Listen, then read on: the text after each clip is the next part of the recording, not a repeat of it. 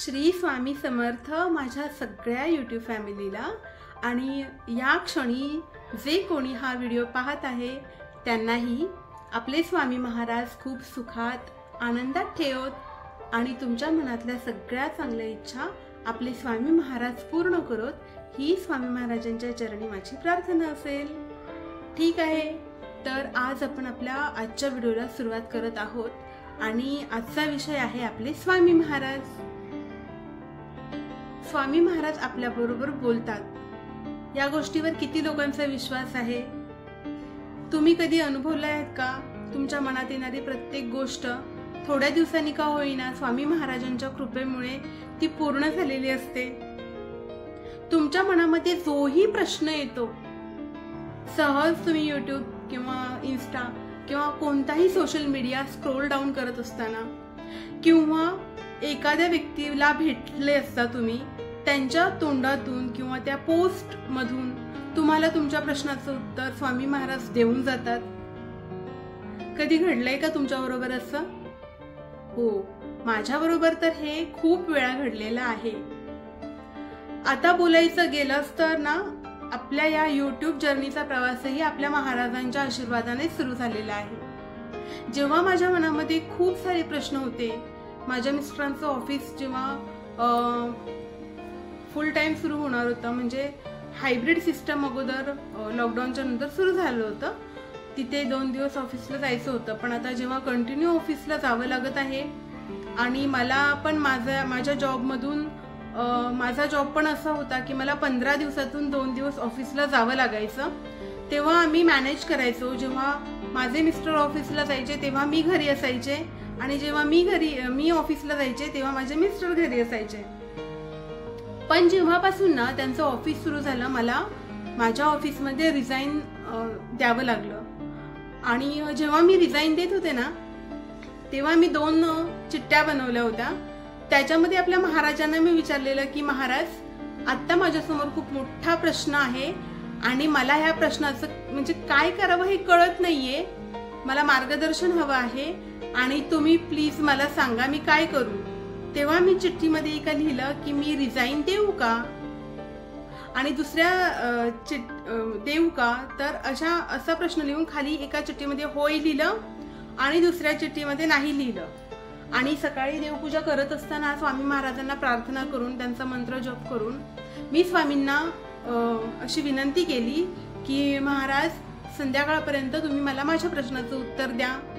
आणि संध्याकाळी अद्विकला मी माझ्या छोट्या मुलाला सांगितलं, जा आणि मंदिरातून महाराजांच्या समोर ज्या 2 चिठ्ठ्या ठेवलेल्या आहेत त्यातून एक चिठ्ठी घेऊन पुन्हा ये तू माझ्याकडे। तर तो जी चिठ्ठी घेऊन आला ना, त्याच्यामध्ये महाराजांनी नाही असं सांगितलेलं, म्हणजे तू जॉब सोडू नकोस। पण मग महाराजांवर विश्वास तर होता माझा, पण मग आता करायचं काय? अद्विक घरी एकटाच होता, त्याला बघणारं कोणी नाहीये आणि मी सपोज जर जॉब सोडायचं नाही आणि मिस्टरांचं माझ्या फुल वीक ऑफिस जर आहे, तर मग मी कसं मॅनेज करणार? तर हा प्रश्न माझ्या डोक्यात सतत होता आणि मी त्या विचारांमध्येच रिझाईन दिलं ऑफिसमध्ये। आणि तरी पण बॅक ऑफ द माइंड मी सारखा विचार करत होते, महाराजांची आज्ञा होती की नको करूस रिझाईन आणि मी रिझाईन केलंय, तर मग आता म्हणजे नक्की काय होणार आहे पुढे? तर मग मी रिझाईन दिल्यानंतर थोड्या दिवसांनी आमच्या मॅडमचा फोन आला आणि त्यांनी मला सांगितलं की तू जे काम करत आहेस ते तू तसंच घरातून चालू ठेव आणि तू ऑफिसला नाही आलीस तरी चालेल। आणि मग थोडे म्हणजे असतंच थोडे गोष्टी त्या आम्ही मॅनेज केल्या इंटरनली आणि त्याप्रमाणे माझा जॉबही चालू राहिला आणि स्वामी महाराजांचा शब्दही खरा ठरला आणि आता मी घरातून कामही करत आहे, माझ्या मुलालाही सांभाळत आहे आणि माझ्या मिस्टरांचंही ऑफिस सुरू आहे।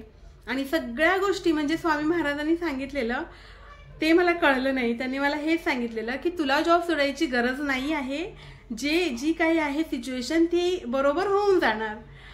महाराजां म्हणजे मला एवढं त्यावेळी काय वाटलं मी शब्दात नाही सांगू शकत। त्याचप्रमाणे जेव्हा मी आपल्या तेजूताईंचे व्हिडिओज बघायचे ना, तर तेव्हा मला काय वाटायचं की मी जॉब करते पण तेवढा वेळ मी बिझी नसते, म्हणजे एवढा त्या प्रकारचा वर्कलोड माझ्यावर नव्हता. आणि मला पहिल्यापासून कसं सतत स्वतःला गुंतवून ठेवायची सवय आहे. आणि मुलगा शाळेमध्ये गेल्यानंतर माझं कामही पटकन आटोपून व्हायचं घरातलं. आणि मग राहिलेल्या वेळात करायचं काय, तर मग मी जेव्हा मोबाईल बघत होते तेव्हा तेजूताईंचे व्हिडिओ माझ्या समोर यायला लागले. सॉरी. आणि मग ते व्हिडिओ बघत असतानाच माझ्या मनात विचार आला की ठीक आहे, आपण पण आपल्या वेळेचा थोडासा सदुपयोग करून घेऊयात. आणि मग काय करू, तर 2-3 ऑप्शन्स माझ्याकडे होते. फायनान्स सेक्टरमधून असल्यामुळे मी इन्कम टॅक्स रिटर्न फाईल वगैरे त्याचं नॉलेज होतं मला. आणि अजून भरपूर गोष्टी होत्या दुसऱ्या, म्हणजे टीचिंग करू शकत होते मी ऑनलाईन मुलांना, मराठी ग्रामर वगैरे मी ऑफर्स पण होत्या तशा माझ्याकडे. आणि होतं डे केअरचं पण होतं ऑप्शन माझ्याकडे.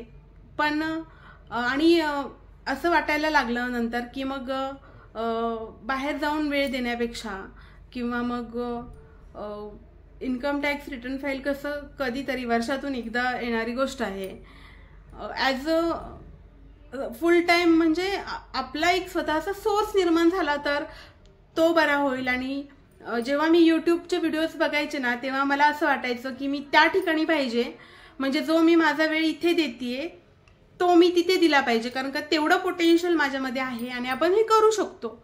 आणि मग व्ह्युअर्समधून मला क्रिएटर बनण्याची कल्पना हळूहळू डोक्यात आली. आणि तीही स्वामी महाराजांनी पूर्व तयारीनेच माझ्यापर्यंत आणून ठेवली होती, हे समजायला मला थोडा वेळ गेला.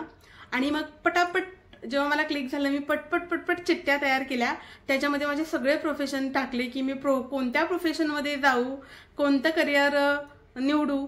आणि महाराजांना परत मी त्याचप्रमाणे मला कधीही डोक्यामध्ये माझी द्विधा परिस्थिती निर्माण होते मनामध्ये, कधीही विचाराने माझं डोकं असं गरगर व्हायला लागतं मला, तेव्हा मी नेहमी स्वामी महाराजांकडे जाते आणि आपल्या महाराजांना माझ्या प्रश्नाचं उत्तर विचारते. आणि अगदी योग्य तंतोतंत उत्तर हे महाराजांकडून मला मिळतं.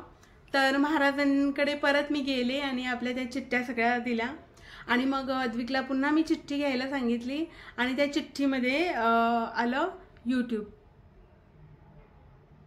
हो. आणि मग ही अशी यूट्यूबची जर्नी सुरू झाली. ते उत्तर मिळूनही माझं मनाचं समाधान होत नव्हतं. त्याच्यानंतर मग मी ठरवलं जायचं अक्कलकोटला. आणि मी गेले अक्कलकोटला पण अद्विकला घेऊन गेले होते मी बरोबर माझ्या. आणि मग तिथे गेल्यानंतरही मी तिथे महाराज होते, तर मी अद्विकला सांगितलं महाराजांच्या हातामध्ये ह्या 2 चिठ्ठ्या दे. महाराजांनी त्या चिठ्ठ्या घेतल्या. नंतर मी अद्विकला सांगितलं की त्यातून एक चिठ्ठी घे बाळा. महाराजांना सांगितलं कोणतीही एक चिठ्ठी तुम्ही ह्याला द्या. खूप गर्दी होती, तेवढ्या गर्दीतूनही महाराजांनी त्या चिठ्ठीतून एक चिठ्ठी काढून अद्विकच्या हातामध्ये दिली. आणि बाहेर आल्यानंतर मी जेव्हा ती चिठ्ठी ओपन केली, त्यातही महाराजांनी सांगितलेलं की यूट्यूब हाच ऑप्शन मला पुढे आला. आणि अशी सुरू झाली आपली यूट्यूबची जर्नी. झाड आहे आपलं तिथे बाहेर, तिथे बाजूला मी बसले आणि डोळे बंद करून मी तिथे बसले होते. तेव्हा मला सारखा तेजूचा चेहरा डोळ्यासमोर दिसत होता.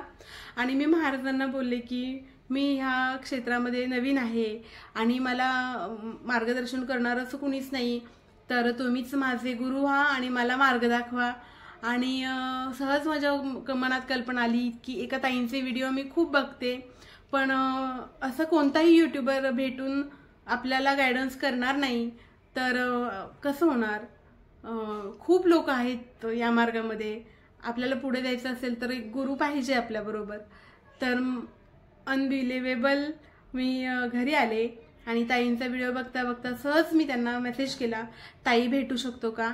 आणि ताई मला भेटल्या, मार्गदर्शन केलं आणि आज मी इथे तुमच्या समोर आहे.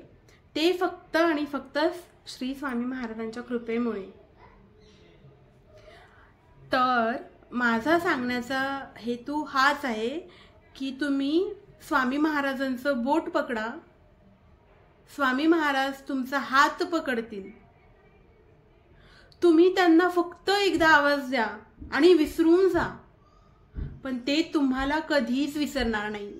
तुम्ही दिलेली ती हाक नेहमी त्यांच्या लक्षात असते आणि ते प्रत्येक संकटात तुमच्या जवळ येतात.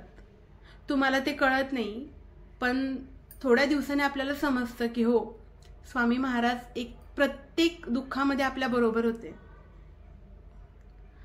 ठीक आहे, तुम्हाला पण काही अनुभव आले असतील आपल्या महाराजांबद्दलचे, तर तुम्ही प्लीज मला कमेंटमध्ये सांगा. श्री स्वामी समर्थ.